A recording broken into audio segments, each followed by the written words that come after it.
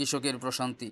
যখন সূর্যের প্রথম আলোটা জমির বুক ছুঁয়ে যায়, তখন থেকেই শুরু হয় কৃষকের নতুন দিনের গল্প। কাদামাটি মাখা দুই হাত, মনে তার একটাই স্বপ্ন, কবে ধান খেতে হাসি ফোটানো যায়। বীজ বপনের দিনগুলোতে ঘাম জোরে রোদে পড়ে চেহারা ছাই হয়ে যায়, সমস্ত শরীর ছাই হয়ে যায়। অনেক কষ্ট হয়। সকল কষ্ট অতিক্রম করে তার মনে একটাই আশা, যে এই কষ্টের ভিতরেই আমার জীবনের প্রশান্তি লুকিয়ে আছে। যেদিন সে সবুজ ধানগুলো দুলে ওঠে বাতাসে, পাকা ধানের সোনালি রং জমির বুক ভরে তুলে, সেদিন কৃষকের চোখে জল আসে। কিন্তু সেটা দুঃখের জল নয়, সেটা তৃপ্তির জল।